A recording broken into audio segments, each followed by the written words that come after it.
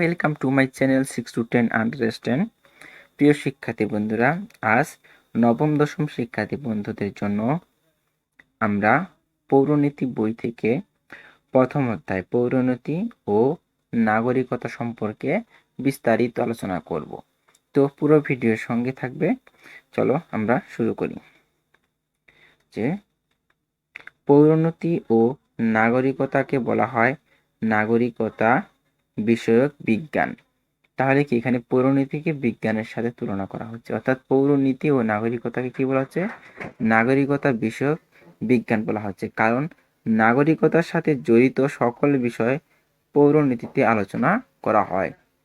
অর্থাৎ নাগরিকের কি অধিকার, নাগরিকের একজন দেশের নাগরিক হিসেবে কি কি ভোগ করতে হবে, দেশের জন্য কি করতে হবে, দেশ তার জন্য কি করবে, সরকার তার জন্য কি করবে, এই বিষয়ে আলোচনা করা হয় এখানে। রাষ্ট্রের নাগরিক হিসেবে আমাদের প্রত্যেকের পৌর নীতি সম্পর্কে স্পষ্ট ধারণা থাকা প্রয়োজন। এই অধ্যায়ে পৌরনীতি ও নাগরিকতার সাথে সম্পর্কিত বিভিন্ন দিক যেমন পরিবার, সমাজ, রাষ্ট্র, রাষ্ট্রের উৎপত্তি, সরকার ইত্যাদি সম্পর্কে আলোচনা স্থান পেয়েছে। দেখো, এই অধ্যায় পড়ার শেষে আমরা যেটা জানতে পারবো, পৌরনীতির নাগরিকতা বিষয়ক আলোচনা করার পর আমরা যে বিষয়গুলো শিখতে পারবো, আমরা মানুষের কাছে যে বিষয়গুলো পৌঁছাতে পারবো, বা আমাদের একজন শিক্ষার্থী হিসেবে, একজন দেশের নাগরিক হিসেবে আমাদের যে বিষয়গুলো জানা প্রয়োজন, যে বিষয়গুলো জানতে পারবো, সেগুলো দেখো এখানে বলা হয়েছে পৌরনীতি ও নাগরিকতার বিষয়ে ধারণা ব্যাখ্যা করতে পারবে, পৌরনীতি পাঠের প্রয়োজনীয়তা ব্যাখ্যা করতে পারবে, পরিবার, সমাজ, রাষ্ট্র, সরকারের ধারণা ব্যাখ্যা করতে পারবে, রাষ্ট্রের উৎপত্তি সম্পর্কে বর্ণনা করতে পারবে, পরিবার, সমাজ, রাষ্ট্র ও সরকারের সম্পর্ক বিশ্লেষণ করতে পারবে। অর্থাৎ এখানে যে বিষয়গুলো দেওয়া আছে সমস্ত আলোচনাই এখানে করা আছে। আমরা আসলে ধীরে ধীরে আলোচনাগুলো বোঝার চেষ্টা করি। দেখো, প্রথমে হচ্ছে এখানে পৌরনীতি ও নাগরিকতা। অর্থাৎ পৌরনীতি ও নাগরিকতা সম্পর্কে এখানে একটু আলোচনা করা হয়েছে যে পৌরনীতিটা কি, নাগরিকতা কি। পৌরনীতির ইংরেজি শব্দ সিভিক্স। সিভিক্স শব্দটি দুটি ল্যাটিন শব্দ সিভিস এবং সিভিটাস থেকে এসেছে। সিভিস শব্দের অর্থ নাগরিক, যাকে আমরা সিটিজেন বলে থাকি, আর সিভিটাস শব্দের অর্থ নগর রাষ্ট্র বা সিটি স্টেট। প্রাচীন গ্রিসে নাগরিক ও নগর রাষ্ট্র ছিল অবিচ্ছেদ্য। অবিচ্ছেদ্য বলতে কি? যেটা বিচ্ছেদ নয়, একই। নাগরিক এবং নগরাষ্ট্র কি একই বোঝানো হতো। ওই সময় গ্রিসে ছোট ছোট অঞ্চল নিয়ে গড়ে ওঠে নগররাষ্ট্র। যারা নগর রাষ্ট্রীয় কাজে সরাসরি অংশগ্রহণ করত তাদের নাগরিক বলা হতো। অর্থাৎ গ্রিসে সেই সময় যে ছোট ছোট নগর গড়ে উঠেছিল বা রাষ্ট্র গড়ে উঠেছিল, সেখানে যারা ওতপ্রোতভাবে জড়িত ছিল বা ওই নগর রাষ্ট্রের কাজে যারা কি করত, উৎসাহ দিত, সাহায্য করত, তাদেরকে বলা হতো ওই অঞ্চলে বা ওই নগরের নাগরিক বলা হতো। শুধু পুরুষ শ্রেণী রাষ্ট্রীয় কাজে অংশগ্রহণের সুযোগ পেত বিধায় তাদের নাগরিক বলা হতো। তাহলে এখানে নাগরিক বলতে সেই সময়টাতে শুধুমাত্র পুরুষ শ্রেণীকে বোঝানো হতো, বা পুরুষবাচক শব্দ হিসেবে নাগরিক শব্দটি কি ছিল? ব্যবহৃত ছিল। দাস, মহিলা ও বিদেশিদের এ সুযোগ ছিল না। অর্থাৎ যারা সে দেশে কি ছিল? দাস ছিল, মহিলা এবং বিদেশি, অর্থাৎ অন্য দেশ থেকে যারা সেই দেশে কর্মসংস্থানের জন্য গিয়েছিল তাদেরকে কিন্তু নাগরিক বলা হতো না। বা সেই দেশের অধিবাসী যারা ছিল দাস, মহিলা, তাদেরকেও কিন্তু নাগরিক হিসেবে গণ্য করা সেই সময় হতো না। অর্থাৎ শুধু ওই নগর রাষ্ট্রে যারা কাজের সাথে জড়িত ছিল, যারা কাজ করতো, বিভিন্ন ধরনের কাজে অংশগ্রহণ করতো, তাদেরকেই শুধুমাত্র নাগরিক বলা হতো সেই সময়কার সময়ে। নাগরিকের আচরণ ও কার্যাবলী নিয়ে আলোচনায় ছিল পৌরনীতির বিষয় বস্তু। তাহলে পৌরনীতির বিষয়বস্তুটা কি হচ্ছে? পৌরনীতির বিষয়বস্তু হচ্ছে নাগরিকের আচরণ এবং কার্যাবলী নিয়ে আলোচনা। বর্তমানে একদিকে নাগরিকের ধারার পরিবর্তন ঘটেছে, অন্যদিকে নগর রাষ্ট্রের স্থলে বৃহৎ আকারের জাতিরাষ্ট্র প্রতিষ্ঠিত হয়েছে। যেমন বাংলাদেশের ক্ষেত্রফল 1,47,570 বর্গ কিলোমিটার এবং লোক সংখ্যা প্রায় 15 কোটি। অর্থাৎ 2018 সালের আগের আদমশুমারি অনুযায়ী লোক সংখ্যা প্রায় 15 কোটি ধরা হচ্ছে। আমরা সবাই বাংলাদেশের নাগরিক। নাগরিক অধিকার ভোগের পাশাপাশি আমরা রাষ্ট্রের প্রতি দায়িত্ব ও কর্তব্য পালন করে থাকি। আমরা জানি আমরা যদি একটা পরিবারে বেড়ে উঠি, সেই পরিবারে কি থাকে, আমাদের কিছু দায়িত্ব এবং কর্তব্য থাকে। একটা পরিবারকে কল্পনা করলে একটা দেশকে কল্পনা করা যায়। একটা পরিবারের ভিতরে যে নিয়ম শৃঙ্খলা রয়েছে, একটা দেশের ভিতরে ঠিক সেই নিয়ম শৃঙ্খলা রয়েছে। একটা রাষ্ট্রের ভিতরে কি সেই নিয়ম শৃঙ্খলা রয়েছে। পরিবারে যেমন একজন মহৎ থাকে, একজন মাথা থাকে, অর্থাৎ আমরা যাকে পিতা মাতা বলে থাকি, ঠিক দেশের জন্য কি আছে, একজন সঠিক কর্মধার আছে, যিনি কি দেশের সমস্ত কার্যাবলী, সমস্ত কাজ নিয়ন্ত্রণ করে থাকে। তাহলে কি করতে হবে, যে দেশের কি আমাদের কিছু দায়িত্ব এবং কর্তব্য আছে, সেগুলো পালন করতে হবে। তবে আমাদের মধ্যে যারা অপ্রাপ্ত বয়স্ক অর্থাৎ কি যাদের বয়স 18 বছরের নিচে, তাদেরকে বলা হচ্ছে অপ্রাপ্ত বয়স্ক। অর্থাৎ যাদের বয়স 18 বছরের নিচে, তারা ভোটদান কিংবা নির্বাচিত হওয়ার মতো রাজনৈতিক অধিকার ভোগ করতে পারে না। অর্থাৎ একজন দেশের নাগরিক হিসেবে কি তার কিছু অধিকার রয়েছে, যেগুলো সে ভোগ করতে পারে। যেমন ভোট দান করা কি তা একটি রাষ্ট্রীয় এবং নাগরিক অধিকার। অর্থাৎ যাদের বয়স 18 বছরের নিচে, তারা কিন্তু ভোটদান কর্মসূচিতে যোগদান করতে পারে না। তাছাড়া বিদেশিদের কোনো রাজনৈতিক অধিকার ভোগ করার সুযোগ নেই। অর্থাৎ দেখা যাচ্ছে বাংলাদেশে যারা অধিবাসী হিসেবে আসে, অন্য দেশ থেকে যারা কর্মের জন্য আসে, কিংবা বাংলাদেশ থেকে লোকগুলো কি অন্য দেশ থেকে অন্য দেশে যাচ্ছে, সেই দেশের রাজনৈতিক কাজে তারা অংশগ্রহণ করতে পারে না, যদিও সে কি মানুষ হয়েও পারে না। কারণ কি, কারণ সে সেই দেশের নাগরিক নয়। যেমন নির্বাচনে ভোটদান বা নির্বাচিত হওয়ার অধিকার নেই। মূলত রাষ্ট্র প্রদত্ত নাগরিকের মর্যাদাকে নাগরিকতা বলা হয়। তাহলে নাগরিকতা কাকে বলা হচ্ছে, এখানে দেখো, রাষ্ট্র প্রদত্ত নাগরিকের মর্যাদাকে, অর্থাৎ রাষ্ট্র নাগরিককে যে মর্যাদা দিয়েছে, রাষ্ট্র নাগরিকের যে ভোগ অধিকার ভোগ করার যে সুযোগ দিয়েছে, মূলত সেটাকে বলা হচ্ছে কি নাগরিকতা।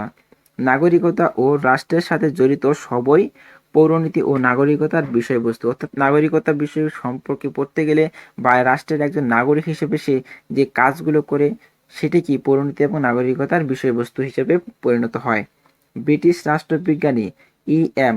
হোয়াইট যথার্থই বলেছেন, পরিণতি হলো জ্ঞানের সেই মূল্যবান শাখা যা নাগরিকতার অতীত, বর্তমান ও ভবিষ্যৎ এবং স্থানীয়, জাতীয় ও আন্তর্জাতিক পর্যায়ে মানবতার সাথে জড়িত সকল বিষয় নিয়ে বিস্তারিত আলোচনা করা হয়ে থাকে। অর্থাৎ তার মধ্যে দেখো, এখানে ব্রিটিশ রাষ্ট্রবিজ্ঞানী E.M. হোয়াইট যথার্থ বলেছেন। দেখো, তার এই নাগরিকতার সংজ্ঞার মধ্যে একটি কি নাগরিকের যে ভোগ অধিকার, যে নাগরিকের যে অধিকার, সমস্ত বিষয়টি ফুটে উঠেছে। এখানে বলা হয়েছে কি, যে নাগরিকের বর্তমান, অতীত, ভবিষ্যৎ, অর্থাৎ অতীতে সে কি করেছিল, বর্তমানে কি করতেছে এবং ভবিষ্যতে কি করবে, এই বিষয়ে কিন্তু আলোকপাত করা হয়েছে। তারপরে কি বলছে, স্থানীয়, জাতীয় এবং আন্তর্জাতিক পর্যায়েও কি সেই বিষয়গুলো কি মর্যাদা বা মানবতার সাথে জড়িত রয়েছে। বিষয়বস্তুর দৃষ্টিতে পৌরনীতিকে দুটি অর্থে আলোচনা করা যায়।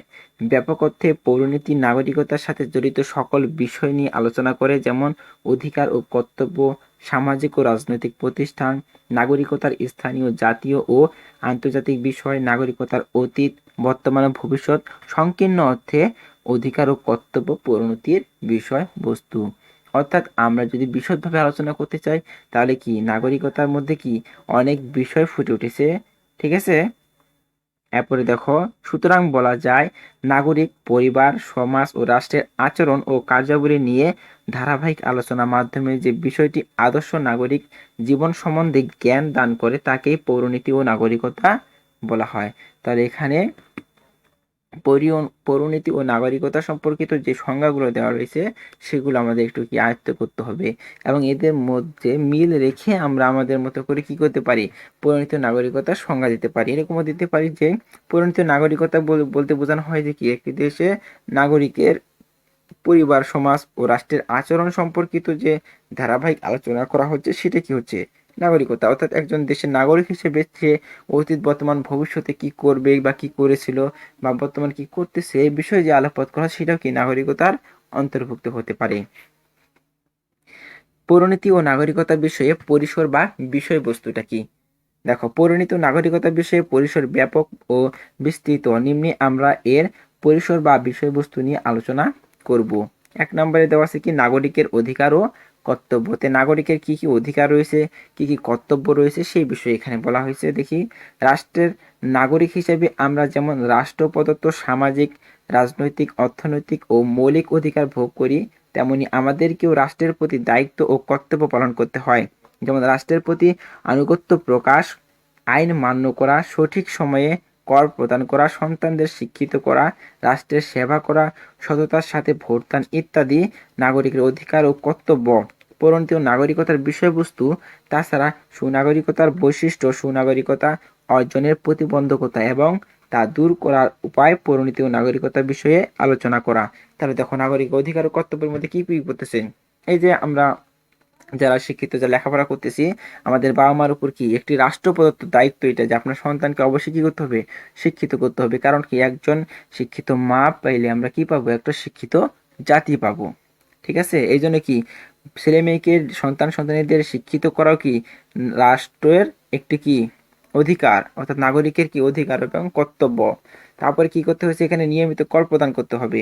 নিয়মিত কর প্রদান করলে কি হবে, দেশ সমৃদ্ধ হবে, সমৃদ্ধির দিকে এগিয়ে যাবে। অর্থনৈতিক মৌলিক যে অধিকারগুলো আছে সেগুলো কি করতে হবে, ভোগ করতে হবে। তারপর 2 নম্বরে দেখো, সামাজিক ও রাজনৈতিক প্রতিষ্ঠান সম্পর্কিত কি বলা রয়েছে। নাগরিক জীবনকে উন্নত ও সমৃদ্ধ করার লক্ষ্যে গড়ে উঠেছে বিভিন্ন সামাজিক ও রাজনৈতিক প্রতিষ্ঠান, যেমন পরিবার, সমাজ, রাষ্ট্র, নির্বাচন, রাজনৈতিক দল ইত্যাদি। তাহলে দেখো, এই নাগরিক জীবন কি করার জন্য, আর উন্নত করার জন্য, অর্থাৎ নাগরিকরা যেন বিভিন্ন ধরনের সুযোগ সুবিধা পায়, বিভিন্ন ধরনের সুযোগ সুবিধা ভোগ করে, এই জন্য কি করা হয়েছে, সামাজিক ও রাজনৈতিক কিছু প্রতিষ্ঠান গড়ে তোলা রয়েছে। এগুলোর মধ্যে কি কি পড়তেছে দেখো, যে পরিবার, সমাজ, রাষ্ট্র, নির্বাচন, রাজনৈতিক দল ইত্যাদি। এদের উৎপত্তি, প্রকৃতি ও কার্যাবলী, পরিণতি ও নাগরিকতার বিষয়ে আলোচনা করা হয়। তাছাড়া সামাজিক মূল্যবোধ, আইন, স্বাধীনতা ও সাম্য, সংবিধান, জনমত প্রভৃতি পৌরনীতি ও নাগরিকতার আলোচ্য বিষয়। তাহলে নাগরিকতার আলোচ্য বিষয় কি কি, আইন, স্বাধীনতা, সাম্য, সংবিধান, জনমত, অর্থাৎ কি মানুষের ঐক্যমতকে একত্র করা, বা মানুষের 10 জন মানুষ কি বলতেছে আর 2 জন মানুষ কি বলতেছে, এদের মধ্যে পার্থক্য সৃষ্টি করা। দেখা যাচ্ছে 10 জনের কথাটাই কি করি আমরা সাধারণত গ্রহণযোগ্যতা হিসাবে মেনে নিই। 3 নম্বর দেখো, নাগরিকতার স্থানীয়, জাতীয় ও আন্তর্জাতিক বিষয়। আমরা যেখানে বাস করি সেখানে আমাদের কেন্দ্র করে গড়ে উঠেছে স্থানীয় বিভিন্ন প্রতিষ্ঠান। ঠিক আছে, আমরা এটা প্রায় জানি, আমাদের আশেপাশে কি বিভিন্ন ধরনের প্রতিষ্ঠান রয়েছে, যেমন ইউনিয়ন পরিষদ, পৌরসভা, সিটি কর্পোরেশন ইত্যাদি। ঠিক তেমনি নাগরিককে কেন্দ্র করে জাতীয় পর্যায়ে আইন বিভাগ, শাসন বিভাগ, বিচার বিভাগ এবং আন্তর্জাতিক পর্যায়ে কমনওয়েলথ, জাতিসংঘ ইত্যাদি প্রতিষ্ঠান গড়ে উঠেছে। অর্থাৎ নাগরিকতার স্থানীয়, জাতীয়, আন্তর্জাতিক বিষয়গুলো কি হচ্ছে, অর্থাৎ নাগরিকরা, আমরা যারা সাধারণ মানুষ, আমরা যেখানে বসবাস করি সেখানে কি আমাদের আশেপাশে একটি ইউনিয়ন পরিষদ থাকে, সেখানে কারা থাকে, মেম্বার, চেয়ারম্যান এবং অন্যান্য পদপাতি থাকে। তারাও কি সরকারের জন্য আনুগত্য বা সরকারের দিক নির্দেশনা মতে নাগরিকদের কি সুযোগ সুবিধা দিয়ে থাকে। আন্তর্জাতিক পর্যায়ে যদি যাওয়া যায় তাহলে কি হচ্ছে, কমনওয়েলথ, জাতিসংঘ, আরও বিভিন্ন ধরনের প্রতিষ্ঠান, WHO হতে পারে, ইউনেস্কো হতে পারে। ঠিক আছে, যদি আন্তর্জাতিক পর্যায়ে বা একটি দেশের ক্ষেত্রে যদি আমরা বিবেচনা করতে চাই তাহলে কি বিচার বিভাগ, আইন বিভাগ, শাসন বিভাগ ইত্যাদি বিভাগ দেখা যায় কি গড়ে উঠেছে। এসব স্থানীয়, জাতীয় ও আন্তর্জাতিক প্রতিষ্ঠানের গঠন, কার্যাবলী, অবদান ও নাগরিকের সাথে এসব প্রতিষ্ঠানের সম্পর্ক নিয়ে পরিণতি ও নাগরিকতার বিষয়ে আলোচনা করা হয়ে থাকে। ঠিক আছে, এরপর 4 নাম্বারটা দেখো, বলছে নাগরিকতার অতীত, বর্তমান ও ভবিষ্যৎ। তাহলে একজন নাগরিকের অতীতে কি ছিল, বর্তমান এবং ভবিষ্যৎ সম্পর্কে কি পরিণতিতে আলোচনা করা হয়ে থাকে। পরিণত নাগরিকতার বিষয়টি নাগরিকদের অতীত, বর্তমান ও ভবিষ্যৎ নিয়ে আলোচনা করে। যেমন অতীতে নাগরিকরা কিভাবে নির্ণয় করা হতো, নাগরিকের অধিকার ও কর্তব্য কেমন ছিল, বর্তমানে নাগরিকদের মর্যাদা কিরূপ, এসবের উপর ভিত্তি করে পরিণত নাগরিকতার বিষয়টি ভবিষ্যৎ নাগরিক জীবনে দিক নির্দেশনা প্রদান করে। অর্থাৎ দেখা যাচ্ছে কি অতীতে একটা সময় ছিল এরকম, সেই সময় মানুষ শিক্ষিত ছিল না বা শিক্ষার ক্ষেত্রে তেমন কি আগ্রহী ছিল না, কিন্তু বর্তমান যে সময়টা সেই সময়টা কি শিক্ষিত জাতিতে, অর্থাৎ বাংলাদেশ সরকারের কি ডিজিটাল বাংলাদেশ সরকারের কি একটি অবস্থার পরিবর্তন হচ্ছে, বা কি নাগরিকতা পরিবর্তিত হচ্ছে। দেশে কি শিল্পায়ন বৃদ্ধি পাচ্ছে, নগরায়ন বৃদ্ধি পাচ্ছে, মানুষ কি হচ্ছে দিন দিন শিক্ষিত হচ্ছে। অর্থাৎ অতীতের থেকে বর্তমানের কি অনেক একটা তফাৎ আমরা দেখতে পাচ্ছি। এটা কি নাগরিকতার অধিকার থেকে বা নাগরিকতার অতীত বর্তমান ভবিষ্যৎ কি বিষয়ে আলোচনা করা হচ্ছে, বা এই সময় আমরা যেভাবে পড়তেছি সামনে ভবিষ্যতে আমরা আরো কিভাবে পড়তে পারি সেই সম্পর্কিত কি নাগরিকে আলোচনা করা হয় বা পরিণতিতে আলোচনা করা হচ্ছে। এরপর আসি আমরা পরিবার। সমাজ স্বীকৃত বিবাহ বন্ধনে আবদ্ধ হয়ে স্বামী স্ত্রী একত্রে বসবাস করাকে পরিবার বলে। আরো বিভিন্নভাবে পরিবার সংজ্ঞা দেয়, যেখানে কি মা বাবা ভাই বোন আত্মীয় স্বজন একসাথে বসবাস করা, সেটাকেও আমরা পরিবার বলতে পারি। এখানে কি পরিবারকে আরো কয়েকটা শ্রেণীতে ভাগ করা যায়, তো সেটা না, দেখা কেন বলছি সমাজ স্বীকৃত। সমাজ স্বীকৃত কেন বললাম? কারণ আমরা নাগরিক, আমরা সমাজে বসবাস করি, আমাদের কি একটি নির্দিষ্ট নিয়ম শৃঙ্খলা রয়েছে, বা নির্দিষ্ট নিয়ম শৃঙ্খলার মাধ্যমে কি আমরা বেড়ে উঠি। সে ঠিক সেই জন্য আর কি সমাজ স্বীকৃত যে বিবাহ বন্ধনে আবদ্ধ স্বামী স্ত্রী একত্রে বসবাস করে সেটা কি বলা হচ্ছে? পরিবার বলা হচ্ছে। অর্থাৎ বৈবাহিক সম্পর্কের ভিত্তিতে এক বা একাধিক পুরুষ ও মহিলা তাদের সন্তান সন্ততি পিতামাতা এবং অন্যান্য পরিজন নিয়ে যে সংগঠন করে ওঠে তাকেও পরিবার বলা হয়ে থাকে। দেখো এরপরে, ম্যাকগাইভারের মতে সন্তান জন্মদান ও লালন পালনের জন্য সংগঠিত ক্ষুদ্র বর্গকেও পরিবার বলা হয়। কার মতে বলা হচ্ছে এখানে? ম্যাকগাইভারের মতে বলা হচ্ছে। ম্যাকগাইভারের মতে কি বলা হচ্ছে? যে সন্তান জন্মদান ও লালন পালনের জন্য সংগঠিত ক্ষুদ্র বর্গকেও পরিবার বলা হয়। অর্থাৎ দেখা যাচ্ছে কি, যেখানে কি স্বামী স্ত্রী এবং তার সন্তান সন্ততি এটুকুই আছে। আমাদের দেশে সাধারণত মা বাবা ভাই বোন চাচা চাচি ও দাদা দাদির সমন্বয়ে পরিবার গড়ে ওঠে। বাংলাদেশের ক্ষেত্রে এই পরিবারটি বেশি পরিলক্ষিত হয়, তবে শুধু একজন মহিলা বা একজন পুরুষকে পরিবার বলা হয় না। মূলত পরিবার হলো স্নেহ মায়া মমতা ভালোবাসা বন্ধনে আবদ্ধ হয়ে গঠিত ক্ষুদ্র সামাজিক প্রতিষ্ঠান। এখানে দেখো ক্ষুদ্র সামাজিক প্রতিষ্ঠান কেন বলা হচ্ছে? অর্থাৎ আমরা দেখা যায় যে একটা পরিবারে কি দাদা দাদি মা বাবা ভাই বোন আত্মীয় স্বজন কি চাচা চাচি এগুলো নিয়ে কি বসবাস করি। সেখানে কিন্তু দেখা যায় কি একজন থাকে, যেটাকে আমরা সাধারণত মুরব্বি বলতে পারি। তার কথা মতে আমাদের পরিবারের অন্যান্য সদস্যরা চলে। অর্থাৎ আমরা ভবিষ্যতে কি করব, বর্তমানে কি করা দরকার, অতীতে কি ভুলগুলো করে করে এসেছি বা অতীত থেকেও আমরা কি শিক্ষা নেই, তাদের সাথে আলোচনা করি আমাদের ভবিষ্যতে কিভাবে চলতে হবে, বর্তমানে কিভাবে চললে আমরা ভালোভাবে চলতে পারবো, এই বিষয়ে কি আমরা বড়দের কি সাহায্য সহযোগিতা নেই। এই জন্য এখানে ক্ষুদ্র সামাজিক প্রতিষ্ঠান বলা হচ্ছে একটি পরিবারকে। পরিবারের শ্রেণী বিভাগটা দেখি। আমরা সবাই পরিবারে বাস করি, কিন্তু সব পরিবারের প্রকৃতি ও গঠন কাঠামো একরকম নয়, এটা ঠিক আছে। আমরা সবাই যদিও পরিবারে বাস করি, কিন্তু সব পরিবারে কি গঠন কাঠামো প্রকৃতি একই রকম হয় না। কতগুলো নীতির ভিত্তিতে পরিবারের শ্রেণী বিভাগ করা হয়ে থাকে, যেমন দেখো বংশ গণনা ও নেতৃত্ব, পারিবারিক কাঠামো ও বৈবাহিক সূত্র। তাহলে এখানে পরিণতি ও নাগরিকতাতে তিন ভাবে ভাগ করা হয়েছে, বংশ গণনা ও নেতৃত্ব, পারিবারিক কাঠামো এবং বৈবাহিক সূত্র অনুসারে।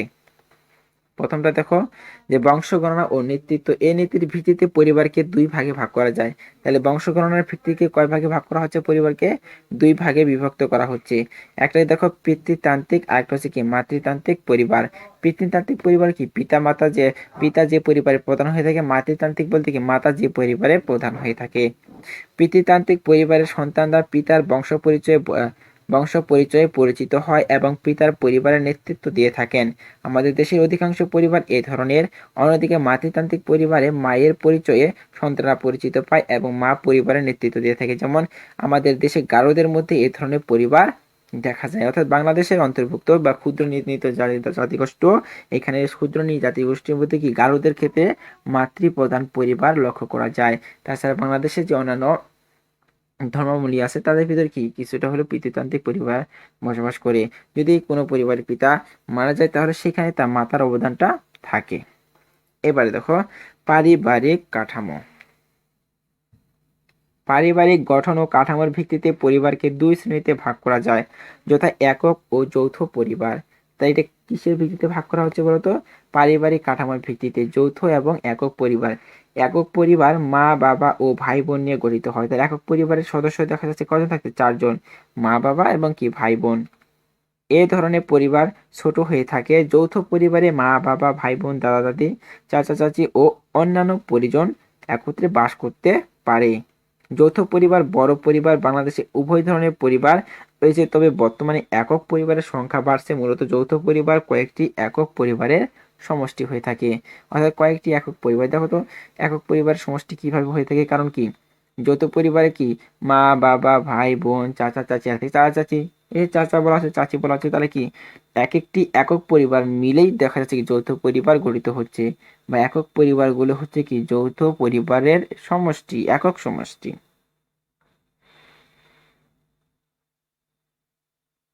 এরপরে দেখো বৈবাহিক সূত্র। বৈবাহিক সূত্রের ভিত্তিতে তিন ধরনের পরিবার লক্ষ্য করা যায়। তাহলে বৈবাহিক সূত্রের ভিত্তিতে পরিবার কত প্রকার? তিন প্রকার। এক পত্নিক, বহুপত্নিক, আর একটা কি হচ্ছে বহুপতি পরিবার। একপত্নিক পরিবারে একজন স্বামীর একজন স্ত্রী থাকে, আর বহুপত্নিক পরিবারে একজন স্বামীর একাধিক স্ত্রী থাকে। আমাদের সমাজে অধিকাংশ পরিবার একপত্নিক, তবে বহুপত্নিক পরিবারও কদাচিৎ দেখা যায়, প্রায় দেখা যায় না বলে চলে। বহুপতি পরিবার, একজন স্ত্রী একাধিক স্বামী থাকে। বাংলাদেশে এই ধরনের পরিবার দেখা যায় না। সাধারণত বাংলাদেশে এটি হয় না। সাধারণত দেখা যায় মেয়েরা কি সর্বোচ্চ একটি বিয়ে করে, কিন্তু তারা পরবর্তী বিয়েতে আর কি আবদ্ধ হয় না, বা একজন স্বামী বর্তমান থাকতে আরো দুইজন তিনজন স্বামী থাকে না। শুধুমাত্র পুরুষদের ক্ষেত্রে এটি বেশি লক্ষ্য করা যায়। এরপর আসি আমরা পরিবারের কার্যাবলী। পরিবারের সদস্যদের সুন্দর ও নিরাপদ জীবন গড়ে তোলার জন্য পরিবার বহুবিধ কাজ করে। পরিবার সাধারণত যেসব কাজও সম্পাদন করে সেগুলো নিম্নে আলোচনা করা হচ্ছে। অর্থাৎ পরিবারে আমরা এই পর্যন্ত কি পরিবারকে বিভিন্ন ভাগে ভাগ করা যাচ্ছে সেটা শিখছি, ঠিক আছে।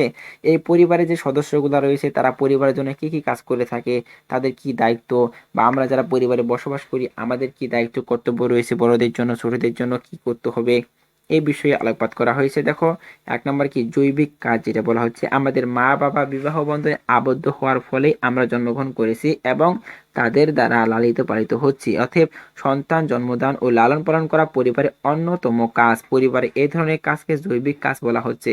অর্থাৎ জৈবিক কাজ বলতে যদি কি বোঝায় বলো, তাহলে কি বলবো?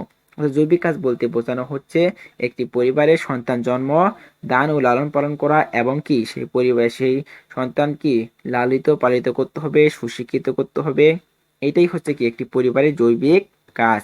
শিক্ষামূলক কাজটা কি দেখো, আমাদের মধ্যে অনেকে বিদ্যালয়ে যাওয়ার পূর্বেই পরিবারের বর্ণমালার সাথে পরিচিত হই। তাছাড়া মা বাবা ভাই বোন ও পরিবারের অন্যান্য সদস্যদের পারস্পরিক সহায়তায় সততা, শিষ্টাচার, উদারতা, নিয়মানুবর্তিতা ইত্যাদি মানবিক গুণাবলী শিক্ষা লাভের প্রথম সুযোগ পরিবারের সৃষ্টি হয়। অর্থাৎ একটা পরিবারকেই বলা হচ্ছে কি একটা প্রাথমিক শিক্ষা প্রতিষ্ঠান। কেন প্রাথমিক শিক্ষা প্রতিষ্ঠান বলা হয়? কারণ এই পরিবার থেকে সে জ্ঞান লাভ করতে শুরু করে। পরিবারের মাই হচ্ছে তার প্রথম শিক্ষক, তার বাবা মাই হচ্ছে কি প্রথম শিক্ষক। পরিবারের কাছ থেকে তিনি কি বিভিন্ন ধরনের শিক্ষা প্রথমত গ্রহণ করে, তারপর প্রাতিষ্ঠানিক শিক্ষা তাকে অর্জন করতে হয়। দেখো এখানে এগুলো পরিবারের শিক্ষামূলক কাজ, অর্থাৎ সন্তানকে সঠিকভাবে গড়ে তোলা, সততা, শিষ্টার আচরণ, নিয়মানুবর্তিতা কি উন্নত করা। আর পরিবারের শিশুর প্রাথমিক শিক্ষা শুরু হয় বলে পরিবারকে শাশ্বত বিদ্যালয় বা জীবনের প্রথম পাঠশালা বলা হয়ে থাকে। তাই জীবনের প্রথম পাঠশালা বলা হচ্ছে কাকে? পরিবারকে। শাশ্বত বিদ্যালয় বা প্রথম পাঠশালা বলা হচ্ছে পরিবারকে। অর্থনৈতিক কাজ,